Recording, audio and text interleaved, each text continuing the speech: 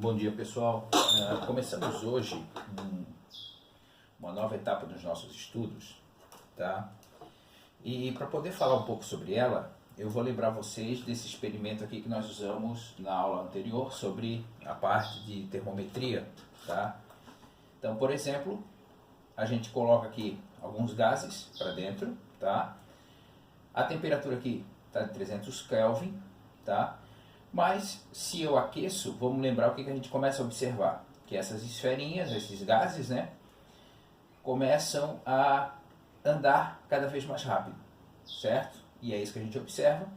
E da mesma forma, se a gente diminui a temperatura, vamos lembrar que estávamos em 300 Kelvin, do 27 graus Celsius, e olha só, à medida com que a gente baixa, né, a temperatura, a vibração fica cada vez menor. Bom, por que é importante a gente pensar isso? A gente vai estudar a questão que acontece nos sólidos e nos líquidos. Os gases depois é uma próxima etapa dos nossos estudos. Mas nos gases e nos líquidos, nos sólidos e nos líquidos, vamos lembrar assim, ó. Aqui está o meu objeto, tá? Eu, na última aula, falei para vocês sobre o experimento de Rutherford. Então quer dizer que aqui está uma molécula do meu sólido, aqui está outra, e por aí vai. Ou seja, a gente começa a perceber que sempre existem espaços vazios, ok? Então vamos pegar a seguinte situação. Aqui está uma esfera, um átomo, né, uma molécula, aqui está outra, as suas moléculas vizinhas, né? Então o que acontece? À medida com que a temperatura dessa molécula aqui começa a aumentar, ela começa a vibrar para cá, para cá, para cá e para cá. Ou seja, ela começa a empurrar essas partículas para o lado. Só que a partir do momento, vamos lembrar aquela questão lá dos mosquitos da caixinha.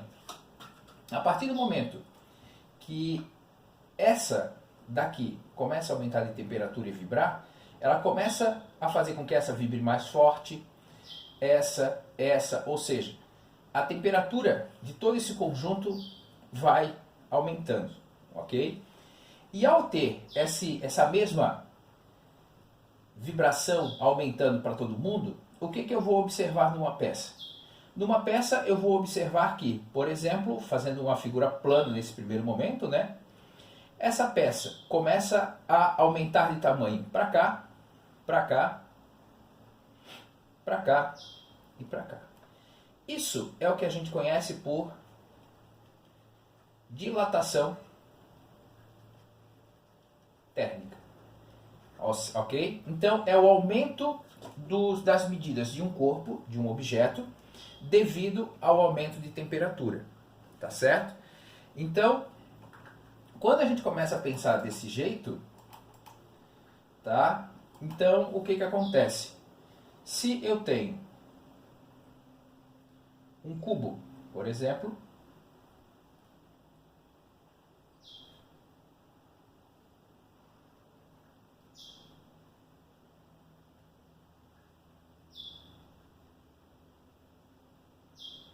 a gente observa que esse cubo ele começa a aumentar assim, à medida que a temperatura aumenta. Ele aumenta assim e também aumenta assim. Então, por exemplo, ao jogar um pedacinho de ferro numa fogueira, a gente vai observar que aquele pedacinho de ferro vai dilatar na sua largura, na sua altura e na sua profundidade. Todos eles fazem isso, sem exceção. Bom, o que a gente precisa parar e pensar? Bom, vamos pensar no que acontece aqui na ponte Pedro Ivo Campos. A ponte Pedro Ivo Campos tem mais de 1 quilômetro de comprimento. Tá? Ela tem lá aquelas suas estruturas que agora estão passando por reforma. Tá? Aqui eu tenho um pilar que vai de uma estrutura a outra. Opa, ficou meio feio esse desenho aqui em cima, né? Vamos ver se eu consigo melhorar aqui um pouco. Tá? Então aqui, que vai de uma estrutura a outra, aqui eu tenho um outro pilar, certo? Bom, vamos lembrar que se eu for observar isso daqui de cima, tá? Essa chapa aqui vai ser assim, essa chapa aqui vai ser assim, tá? E aqui está a pista onde os carros passam, tá certo? Então aqui está a pista, tá? Bom, a minha pergunta é, bom, ele vai dilatar, como eu disse, nas 3 dimensões. Vai ter algum problema aqui quando essa pista dilatar para os lados? Não. Vai ter algum problema aqui quando essa ponte dilatar na sua altura? Não.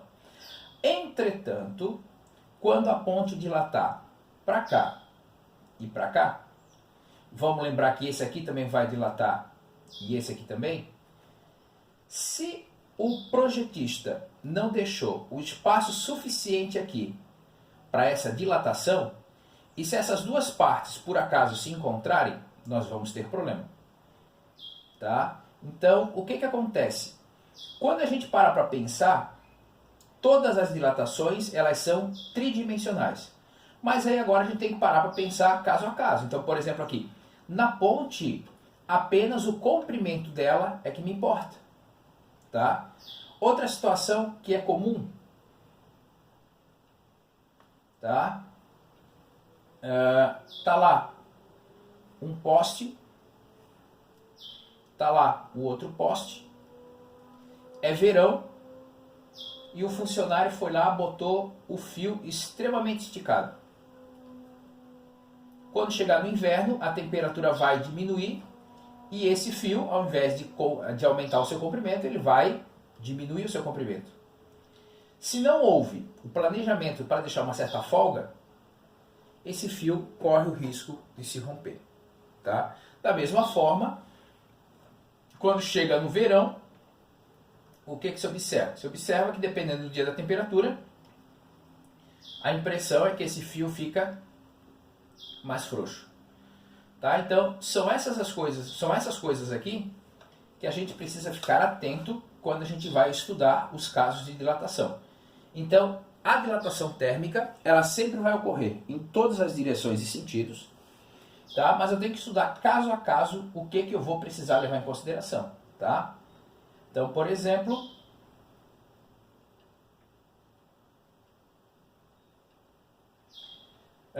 imagina que eu estou aqui com um aro, tá? E eu quero passar essa esfera aqui por dentro, mas não está passando. O que eu posso fazer? Eu vou lá, aqueço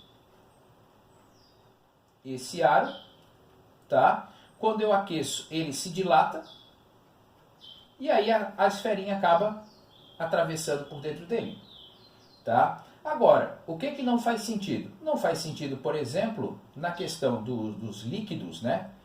Eu querer falar em dilatação só do comprimento, só da altura. Por quê? Os líquidos, tá? Eles dependem do recipiente onde eles estão. Então, o líquido. Tá aqui o meu líquido. Ele não consegue dilatar mais para o lado. Não tem problema, ele vai dilatar para cá. Tá? Vamos só lembrar por que, por exemplo, a garrafa quando você coloca algum líquido na geladeira e ele está tampado numa garrafa de vidro, o que às vezes acontece? Quebra isso aqui. Tem outro fator a mais que a gente vai ver mais para frente, né? Mas o que acontece? Os dois estão se contraindo à medida com que a temperatura diminui. Chega um momento em que alguém quer contrair mais do que o outro e acaba dando problema, tá certo? Bom, no texto de vocês, o que nós temos? Nós temos lá a parte sobre a dilatação, tá? Aqui eu já falei dessa exceção aqui sobre a água, né? O que acontece com ela, mas depois a gente vai ver isso com calma. Tá? Aqui eu estou falando a questão da dilatação lá, que toda ela é tridimensional, só que a gente vai ter que levar uma partezinha ou outra em questão ali ou acolá, tá? E aí a gente vai começar a ver na próxima semana como que funciona a dilatação linear, a superficial, tá? A volumétrica e a dilatação dos líquidos, tá certo? Então na próxima aula a gente dá continuidade a isso. De repente, se você já quiser começar a ler alguma coisa a respeito, tá certo? Mas como hoje a correção dos exercícios ela foi uma quantidade maior, então pelo menos essa introdução eu já gostaria de fazer hoje. Grande abraço para vocês, tchau, tchau.